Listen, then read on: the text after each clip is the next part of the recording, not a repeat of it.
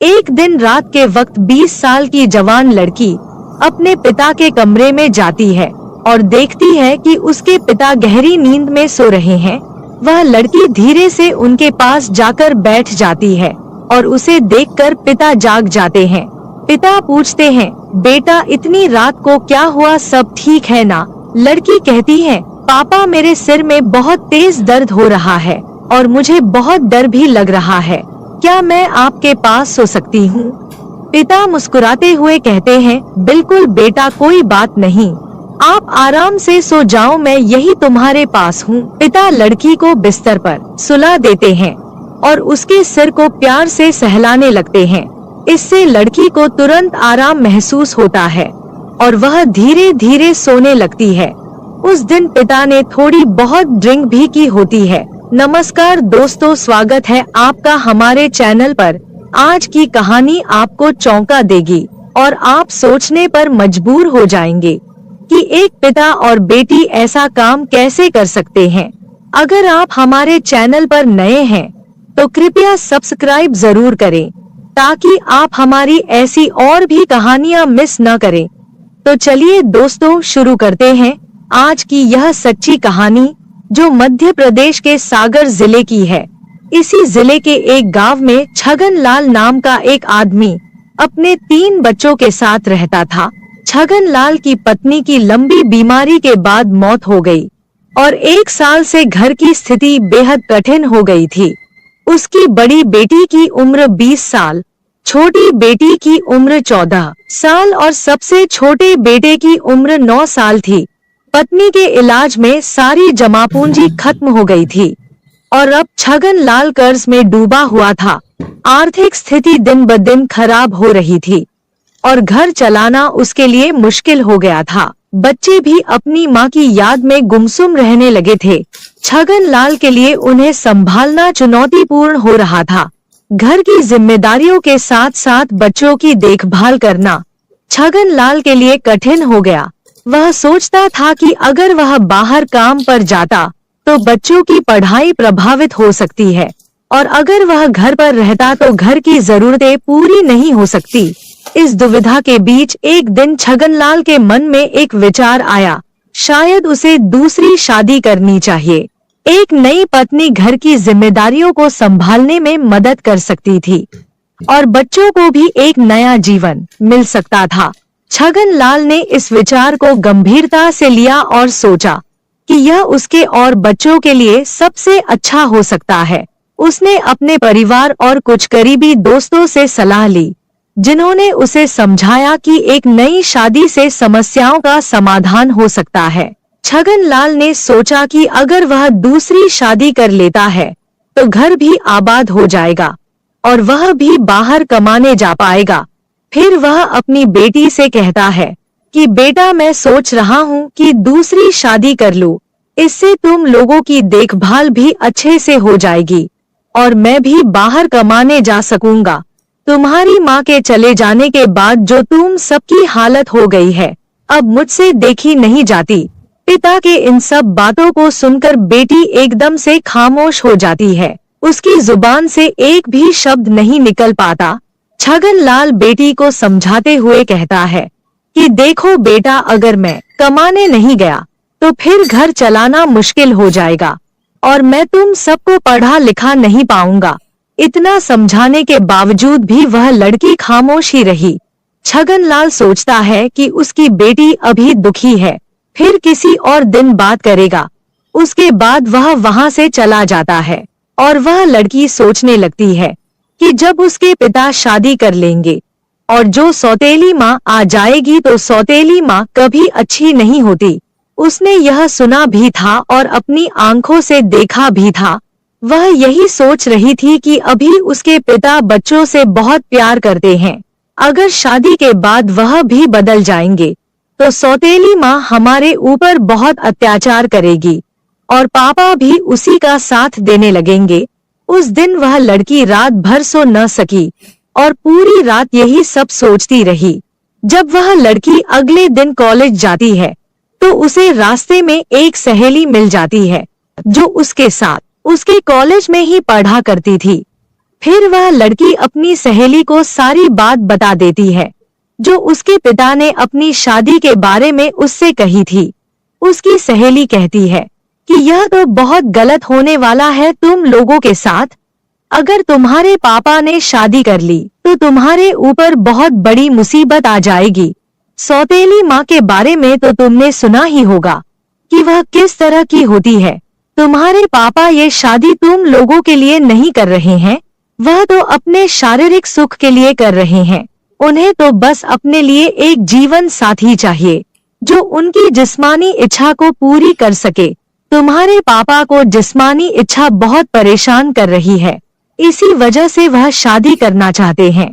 तुम कभी यह मत सोचना कि वह ये शादी तुम्हारे लिए कर रहे हैं। उन्हें तो बस अपनी इच्छाओं को पूरी करने के लिए एक जिस्म चाहिए। वह लड़की अपनी सहेली की बातें सुनकर बहुत ही परेशान हो जाती है और उसे यह लगता है कि उसके पापा शादी करके ही रहेंगे। फिर उसकी सहेली कहती है कि मेरे पास एक आइडिया है, अगर तुम कर सको तो। वह लड़की कहने लगी कि ठीक है, मैं अपने भाई बहन के लिए कुछ भी कर सकती हूँ। उसकी सहेली कहने लगी कि तुम्हारे पापा को सिर्फ जिस्म चाहिए। अगर तुम अपने पापा के साथ संबंध बना सको तो फिर उन्हें शादी की सूरत नहीं रहेगी और वह कभी भी शादी नहीं करेंगे। फिर वह लड़की इस बात को गहराई से सोचने लगती है और इस नतीजे पर पहुंचती है कि फिर चाहे उसे कुछ भी करना पड़े मगर वह अपने भाई बहन को कभी बर्बाद नहीं होने देगी। अब उस लड़की ने ठान लिया था कि किसी भी कीमत पर उसने अपने पापा की शादी नहीं होने देगी। कॉलेज से आते आते उसको शाम हो गई थी क्योंकि वह कॉलेज के बाद अपनी सहेली से काफी देर तक बातें कर रही थी। फिर वह घर आकर खाना बनाने लग जाती है और अपने भाई बहन को खाना खिलाकर उन्हें अपने अपने कमरे में सोने के लिए भेज देती है। उसके बाद वह लड़की खाना खाकर अपने पापा के बिस्तर में लेट जाती है। कुछ देर बाद उस लड़की का पिता आता है। जब वह देखता है कि उसकी बेटी उसके ही बिस्तर पर लेटी हुई है तो फिर वह उससे पूछता है कि बेटी तुम्हें क्या हुआ है। तो लड़की कहने लगी कि पापा मेरे सिर में बहुत ज्यादा दर्द हो रहा है और मुझे डर भी लग रहा है, इसीलिए आज की रात मैं आपके साथ ही सोना चाहती हूँ। बेटी की बात सुनकर पिता कहता है कि कोई बात नहीं बेटा, तुम आराम से सो जाओ। थोड़ी देर बाद खाना खाने के लिए वो किचन की ओर चला जाता है और खाना खाने के बाद थोड़ी बहुत पी भी लेता है। उसके बाद वह अपने बिस्तर में आकर लेट जाता है। एक तरफ लड़की लेटी हुई थी और दूसरी तरफ उसके पिता थे, मगर उन दोनों के ऊपर अलग अलग कंबल थे। रात के 12 बज चुके थे मगर उस लड़की की आंखों से नींद बिल्कुल ही गायब थी। उसके दिमाग में तो उसकी सहेली की बातें और सौतेली माँ की तस्वीरें घूम रही थी। जब लड़की ख्यालों की दुनिया से बाहर आई तो उसने देखा कि उसके पापा तो गहरी नींद में सो गए हैं। फिर वह लड़की डरने का नाटक करते हुए अपने पापा के कंबल में जाकर उनके करीब हो जाती है। थोड़ी देर बाद वह लड़की धीरे धीरे अपने पापा के और भी ज्यादा करीब होने लगती है। नशे के कारण उनका बाप भी मदहोश होने लगता है। जब तक उसे होश आया तब तक उसके अंदर का शैतान जाग चुका था, इसीलिए वह खुद को रोक न सका। उसके बाद वह दोनों अपने इस रिश्ते को भूलकर कई बार संबंध बना लेते हैं। अगली सुबह जब सोकर उठते हैं तो दोनों ही बहुत खुश थे। उन्हें किसी भी तरह की कोई शर्म या पछतावा नहीं था। उसके बाद तो यह सिलसिला आए दिन ही चलने लगा। अब तो वह लड़की भी इसकी आदी हो चुकी थी। जब भी उनका मन करता तो वह अपनी इच्छाओं को पूरी करते थे। इसी तरह दिन महीनों में बदलते चले गए और महीने बीत गए, पता ही नहीं चला। एक दिन उस लड़की की तबीयत खराब हो जाती है और उसे उल्टी और चक्कर आने लगते हैं। फिर वह लड़की चेक करवाने के लिए डॉक्टर के पास एक क्लिनिक पर जाती है। तब उसकी रिपोर्ट आई तो उसके पैरों के तले जमीन खिसक गई। डॉक्टर ने उसे बताया कि वह 2 महीने से प्रेग्नेंट है। उस लड़की के गांव के ही एक औरत उस क्लिनिक में साफ सफाई का काम किया करती थी। जब उस औरत को इस बात का पता चला तो फिर वह औरत पूरे गांव में ढिंढोरा पीट देती है। छगन लाल की कुंवारी की मां बनने वाली है। धीरे धीरे यह खबर आग की तरह पूरे गांव में फैल जाती है। छगन लाल का अपनी ही बेटी के साथ नाजायज रिश्ता है। एक दिन उसकी सहेली उसके घर जाकर कहती है कि पूरे गांव में पता चल चुका है कि तुम प्रेग्नेंट हो। अपनी सहेली की यह बात सुनकर लड़की बहुत परेशान हो जाती है और उसे कुछ भी समझ नहीं आ रहा था कि अब वह क्या करे। वह सोच रही थी कि अब तो उसके पिता की बहुत बदनामी हो जाएगी और वह भी किसी को मुंह दिखाने लायक नहीं रहेगी। एक दिन शाम के वक्त वह लड़की मार्केट से कुछ सामान लेने चली जाती है तो रास्ते में उसे मोहल्ले के कुछ लड़के छेड़ने लग जाते हैं। अश्लील बातें करके उसको परेशान करने लगते हैं और उसका बहुत ही मजाक उड़ाते हैं। वह लड़की बहुत शर्मिंदा हो जाती है और सामान खरीद कर घर वापस आ जाती है। घर आ जाने के बाद वह लड़की रात का खाना बनाने लगती है। भाई बहन और अपने पिता को खाना खिलाकर अपने रूम में चली जाती है। उसके दिमाग में सिर्फ एक ही बात चल रही थी कि उसकी और उसके पिता की बहुत बदनामी हो रही थी। अवसर उठाकर कभी भी नहीं जी पाएगी। यही सब सोचते हुए रात के करीब समय एक 25 का था वो कदम उठाती है और रस्सी लेकर जंगल की ओर चली जाती है। जंगल में पहुंचकर वह अपने आप को फंदे से लटका लेती है और उसी गांव का एक आदमी जंगल की ओर जाता है तो वहां का मंजर देखकर उसके होश उड़ जाते हैं। जब पास जाकर देखता है तो कदम सन्न रह जाता है क्योंकि वह लड़की उसी के गांव के में रहने वाले छगन लाल की बेटी थी। फिर वह आदमी इस खबर को पूरे गांव में फैला देता है। यह खबर उस लड़की के पिता को भी बताई जाती है। उस लड़की के पिता और गांव के सभी लोग जंगल की ओर चले जाते हैं और उन्हीं में से कोई पुलिस को भी फोन कर देता है। थोड़ी देर में पुलिस भी मौके पर पहुंच जाती है और उस लड़की को उतार कर उसका पोस्टमार्टम के लिए भेज देती है। जब पुलिस पूछताछ करना शुरू कर देती है तो पूछताछ के दौरान लोगों ने बताया कि यह लड़की पेट से थी, इसीलिए ही इसने आत्महत्या की है। एक आदमी ने तो यह भी बताया कि इस लड़की का अपने ही पिता के साथ नाजायज रिश्ता था और जो इस लड़की के पेट में बच्चा है वह भी इसी के बाप का है। लोग तरह तरह की बातें कर रहे थे और यह भी कह रहे थे कि भगवान ऐसे बाप किसी बेटी को भी न दे। पुलिस फिर छगन लाल को पकड़कर थाने ले जाती है और पोस्टमार्टम रिपोर्ट के आने का इंतजार करती है। इसी दौरान उस लड़की की सहेली को भी बुलाया जाता है और डर के मारे सारी बात वह लड़की बता देती है। तब तक पोस्टमार्टम रिपोर्ट भी आ जाती है और रिपोर्ट में साफ साफ लिखा हुआ था कि वह लड़की 2 महीने की प्रेग्नेंट थी। अब पुलिस छगन लाल से पूछताछ करना शुरू कर देती है। उसने इस बात को जल्द ही कबूल कर लिया कि उसने अपनी ही बेटी के साथ पिछले 5-6 महीनों से नाजायज संबंध थे। उसके बाद छगन लाल को अरेस्ट करके उसे कोर्ट में पेश किया जाता है और उसे 2 साल की सजा सुनाकर जेल में डाल देते हैं। दोस्तों कहते हैं कि बाप और बेटी को भी ज्यादा देर तक एकांत में नहीं रहना चाहिए, नहीं तो मन में गंदे विचार आ जाते हैं। अगर गंदे विचारों ने किसी के मन में एक बार घर बना लिया तो फिर उसे भगवान भी नहीं बचा सकते। फिर वह इंसान कुछ ऐसा कर बैठता है जिसके कारण पवित्र रिश्ते भी पवित्र शर्मसार हो जाते हैं। दोस्तों, इस कहानी को सुनाने का मकसद आपकी भावनाओं को ठेस पहुंचाना नहीं है, बल्कि आप लोगों को जागरूक और सचेत करना है। तो दोस्तों, यह थी हमारी आज की कहानी। कैसी लगी हमें कमेंट करके जरूर बताएं और यह भी बताएं कि आपको किसकी गलती लगती है, पिता की, बेटी की या फिर उसकी सहेली की जिसने उस लड़की को यह गंदा मशवरा दिया था।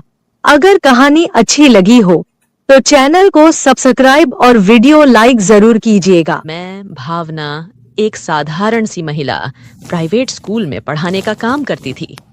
मेरी उम्र 25 साल हो चुकी थी और मेरी दुनिया मेरी माँ और 2 बहनों तक सीमित थी।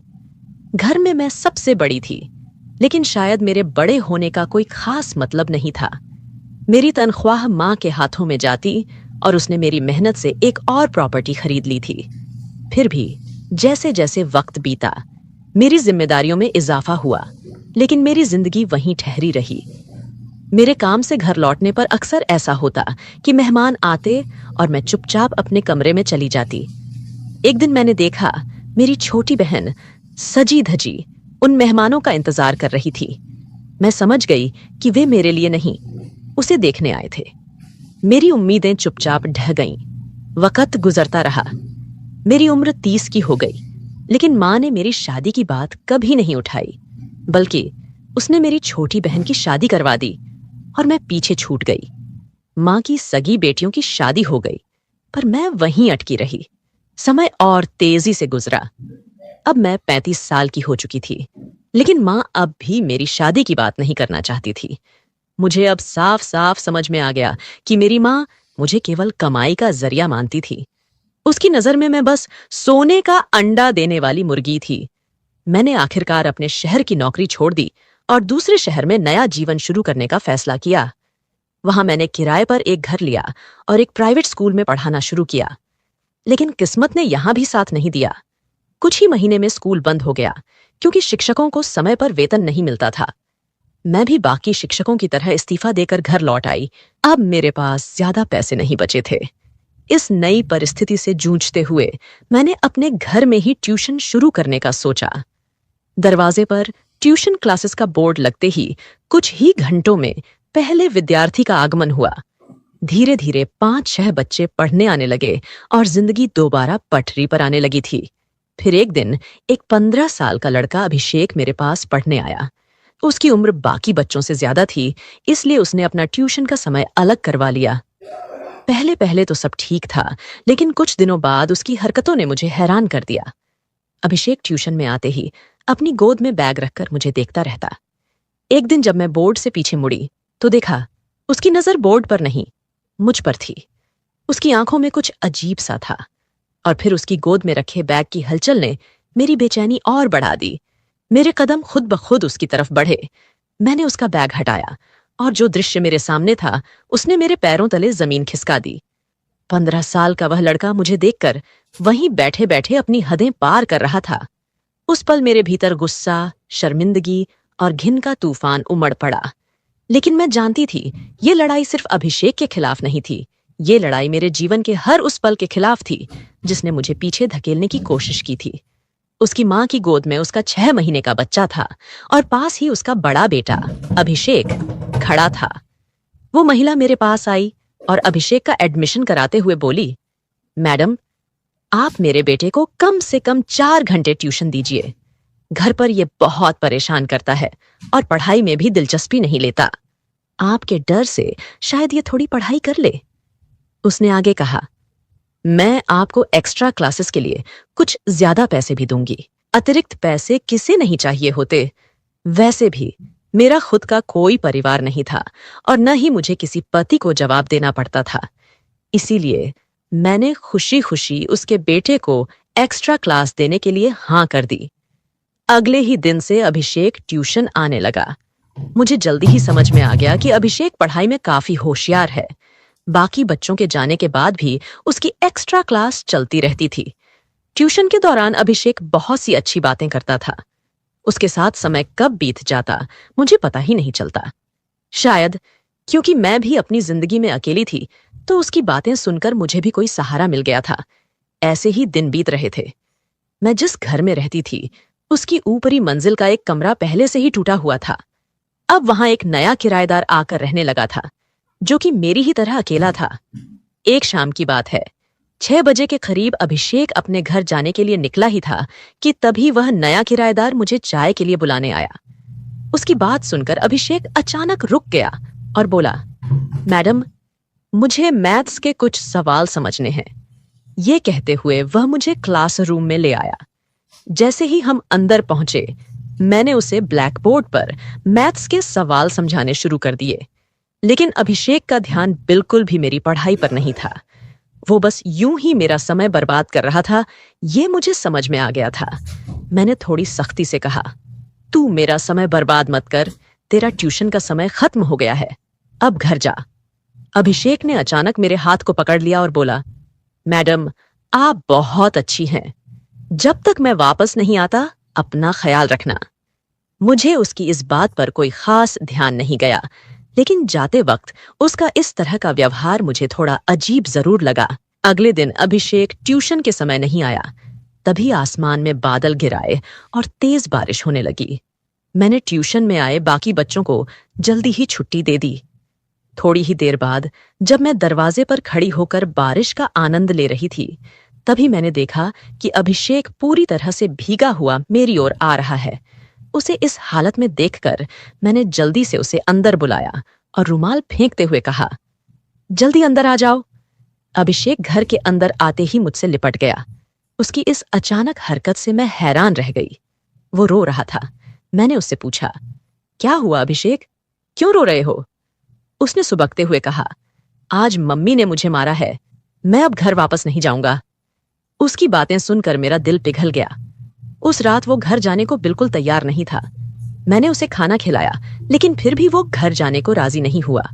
उसकी माँ भी उसे देखने नहीं आई और जब मैंने फोन किया तो उसका नंबर भी नहीं मिला। आखिरकार मैंने उसे अपने घर में ही सुला लिया। वो रात मेरे लिए भी अजीब थी, लेकिन कहीं न कहीं मैंने महसूस किया कि अभिषेक भी शायद उसी तरह अकेलापन महसूस कर रहा था जैसे मैं करती थी।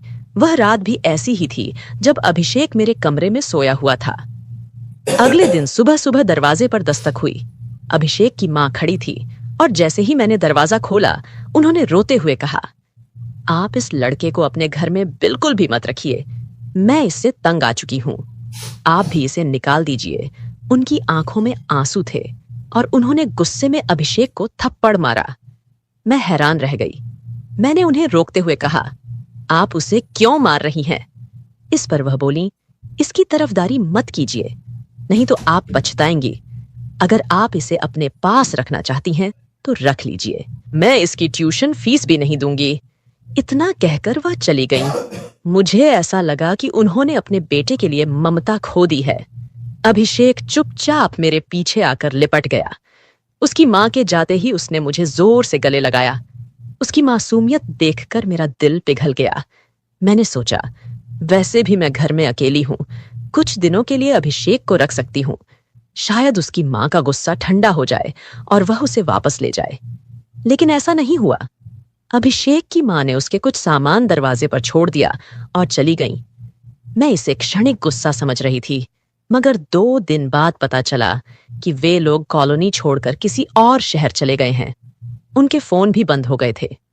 मैं यह बात अभिषेक से छिपाए रखी, क्योंकि उसे यह जानकर बहुत धक्का लगता कि उसके माता पिता उसे छोड़कर चले गए हैं। धीरे धीरे मैंने अभिषेक को अपने घर में ही रखना शुरू कर दिया। वह सुबह स्कूल जाता, शाम को ट्यूशन करता और रात को मेरे कमरे में आकर सोता। सब कुछ सामान्य चल रहा था, लेकिन एक रात कुछ अजीब हुआ। हमेशा की तरह उस दिन भी अभिषेक मेरे कमरे में सोने आया और लाइट बंद कर दी। वह अंधेरे में सोने का आदी था और उसकी आदत के चलते मैंने भी अंधेरे में सोने की आदत डाल ली थी। अचानक उस रात अभिषेक ने मुझे बहुत जोर से पकड़ लिया। उसकी पकड़ इतनी मजबूत थी कि मुझे यकीन ही नहीं हुआ कि वह 15 साल का लड़का है। मैं बहुत डर गई थी। ना तो मैं उठ पाई, ना ही उसकी पकड़ से खुद को छुड़ा पाई। लगभग आधे घंटे बाद वह अलग हुआ। मैं कांप रही थी और डर के मारे हॉल में चली गई। सुबह अभिषेक जब कमरे से बाहर आया तो वह ऐसे व्यवहार कर रहा था जैसे रात में कुछ हुआ ही नहीं।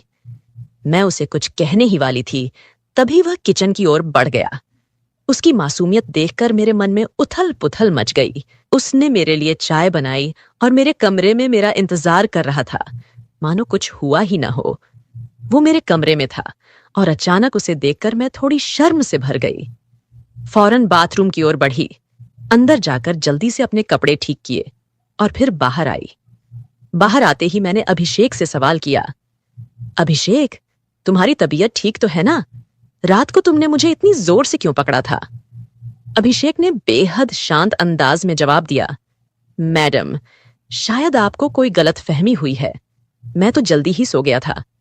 उसके जवाब से मुझे थोड़ी राहत मिली। लगा कि शायद वो सब कुछ नींद में हुआ होगा। मैंने उस बात को और ज्यादा तूल नहीं दी।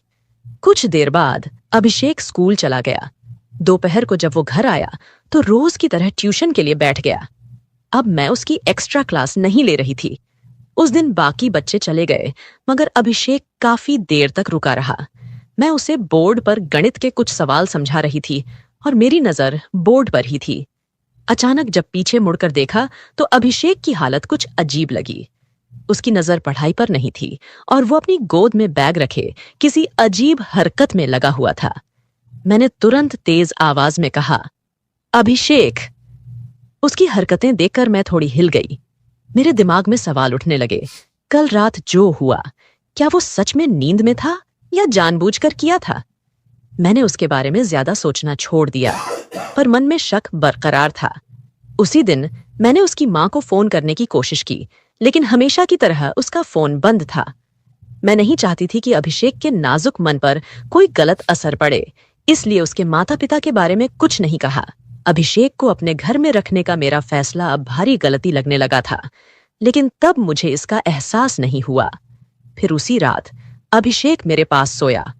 उसने मुझे कुछ इस तरह से पकड़ा कि मुझे लगा जैसे वो 15 साल का लड़का अब मेरी जान ही ले लेगा। उसकी पकड़ इतनी जोरदार थी कि मैंने खुद को छुड़ाने की कोशिश की, मगर वो छोड़ने को तैयार नहीं था। अगले दिन जब मैंने अभिषेक से उसके इस व्यवहार के बारे में पूछा तो उसने कहा, मैडम, शायद आपने सपना देखा होगा। उसकी इस बात से मुझे ऐसा लगा कि वो 15 साल का लड़का एक 35 साल की औरत को झूठा साबित कर रहा था। एक पल को मैंने सोचा कि शायद सच में मैंने सपना देखा हो, मगर उसी दोपहर जब एक्स्ट्रा क्लास में अभिषेक को अपनी गोद में बैग रखे देखा तो मुझे फिर से शक हुआ। पहले कभी मैंने उसे ऐसी हरकतें करते नहीं देखा था। मैंने सोचा कि इस बार उसे पकड़ना चाहिए। जैसे ही उसकी हलचल मुझे दिखी, मैंने झटके से बैग हटाया। तब मैंने देखा कि अभिषेक की मुट्ठियां कसकर बंधी हुई थीं और उसकी नजरों में कुछ अजीब सा भाव था। उसकी वो नजरें देखकर मेरे रोंगटे खड़े हो गए। उसी वक्त ऊपर की मंजिल पर रहने वाले किराएदार विजय घर आए थे। वो अक्सर जब भी कुछ नया लाते तो मुझे भी देने आते थे। उस दिन भी वो मार्केट से सब्जियां लाकर मेरे घर देने आए थे। विजय ने जब अभिषेक का व्यवहार देखा तो वो भी थोड़ा असमंजस में आ गए। उन्होंने मुझसे पूछा, अभिषेक ठीक है ना? मैंने अभिषेक की नजरों से बचाकर विजय को धीरे से सारा हाल बताया। अभिषेक के बारे में सुनते ही विजय को उस पर दया आई। वह सोचने लगा कि एक बच्चा जिसके मां बाप उसे छोड़ चुके हों, किस तरह से अकेलापन महसूस करता होगा। विजय ने अभिषेक से कहा, तू अपनी मैडम को परेशान करने की बजाय आज से मेरे साथ मेरे कमरे में रह जा। लेकिन अभिषेक के चेहरे पर गुस्सा साफ दिखाई दे रहा था। वह मेरे पीछे छिपते हुए विजय को घूरने लगा और बोला, मैं अपनी भावना मैडम को छोड़कर कहीं नहीं जाऊंगा और तुम भी आज के बाद मेरी मैडम के पास मत आना। यह अभिषेक का वही रूप था जिसे मैं समझ नहीं पा रही थी। उसकी ये अचानक की गई बदतमीजी ने मुझे चौंका दिया। मैंने उसे डांटते हुए कमरे में भेज दिया। विजय ने भी चुपचाप अपनी लाई हुई सब्जी मेरे पास रखी और वहां से चला गया। पर मुझे महसूस हुआ कि कुछ तो अजीब हो रहा है। रात को सोते वक्त अभिषेक अक्सर कुछ बड़बड़ाता, कभी शादी की बातें, कभी मेरे साथ भविष्य के सपने। पर ये बातें मुझे अजीब लगती। मैं जानती थी कि कुछ गड़बड़ है, लेकिन ये समझ नहीं पा रही थी कि आखिर ये सब क्यों हो रहा है। एक रात मैंने अभिषेक से कहा कि वह बाहर हॉल में जाकर सो जाए, पर उसने मेरी बात नहीं मानी। जिद करके वह मेरे कमरे में आया और आते ही कमरे की सारी लाइट्स बंद कर दी। कमरे में घुप अंधेरा हो गया और अभिषेक मेरे पास आकर लेट गया। आधी रात के करीब मुझे अचानक महसूस हुआ कि अभिषेक का बर्ताव फिर से अजीब हो रहा है। इस बार उसने धीरे धीरे मेरे शरीर पर हाथ फेरा और मुझे कस कर पकड़ लिया। मैं घबराई और जोर से चिल्लाने लगी।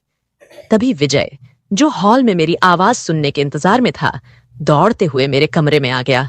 विजय को मैंने पहले ही अभिषेक के बदलते व्यवहार के बारे में बता दिया था और उसकी मदद के लिए बुलाया था। कमरे में आते ही उसने लाइट ऑन की। जब मेरी नजर अभिषेक पर पड़ी तो उसका चेहरा पूरी तरह बदल चुका था, गंभीर और खौफनाक। उसके हाव भाव देखकर मैं बुरी तरह डर गई थी। विजय ने किसी तरह अभिषेक से मुझे छुड़ाया, लेकिन अभिषेक बिस्तर पर ऐसे पड़ा था जैसे वह पूरी तरह से जड़ हो गया हो। उसके हाथ पैर अकड़ गए थे, आंखें कसकर बंद थीं और वह कांप रहा था। यह देखकर हमें बिल्कुल समझ नहीं आ रहा था कि उसे अचानक क्या हो गया। बिना देर किए हमने अभिषेक को अस्पताल पहुंचाया। अस्पताल में डॉक्टरों ने बताया कि अभिषेक को मिर्गी के दौरे पड़ते हैं और सही इलाज न होने की वजह से उसकी हालत बिगड़ती जा रही थी। डॉक्टर ने यह भी कहा कि अगर अभिषेक को समय पर अस्पताल नहीं लाया जाता तो उसकी जान भी जा सकती थी। डॉक्टर की ये बातें सुनकर मैं स्तब्ध रह गई। पिछले कुछ दिनों में अभिषेक के साथ एक गहरा संबंध बन चुका था, जैसे वह मेरे परिवार का हिस्सा हो। 2 दिन बाद अभिषेक को अस्पताल से छुट्टी मिल गई। घर लौटते ही वह मेरे पैर पकड़कर रोने लगा। तब मैंने उसे सांत्वना दी और कहा कि वह घबराए नहीं, सब कुछ ठीक हो जाएगा। जब मैंने अभिषेक से पूछा कि क्या उसके माता पिता का हाल चाल है, तो उसकी आंखों में एक अदृश्य दर्द था। मैडम, उसने धीरे से कहा, मेरे माता पिता इस शहर को छोड़ चुके हैं। जब माँ ने मुझे मार पीट कर घर से निकाला तो उसने कहा था कि मैं इस शहर से चली जाऊंगी। अभिषेक ने अपने अतीत का एक चौंकाने वाला रहस्य उजागर किया। जिस महिला को आप मेरी असली माँ समझती हैं, वह वास्तव में मेरी जन्म माँ नहीं है। मुझे अनाथालय से गोद लिया गया था जब मैं केवल 6 साल का था। उन लोगों की शादी को 7 साल हो चुके थे और उनके पास कोई संतान नहीं थी। कुछ साल बाद जब उन्हें अपना बच्चा हुआ तो माँ का मुझसे प्यार घटने लगा। उसकी आवाज में आंसू थे जब उसने कहा, जब मैंने ट्यूशन के लिए आना शुरू किया तब मैंने देखा कि आप मुझसे प्यार से बात करती थीं। उस दिन जब मेरी माँ ने मुझे घर से बाहर निकाला तो मैं आपके पास शरण लेने आया। आपने मुझे अपने घर में बिना किसी शर्त के रखा।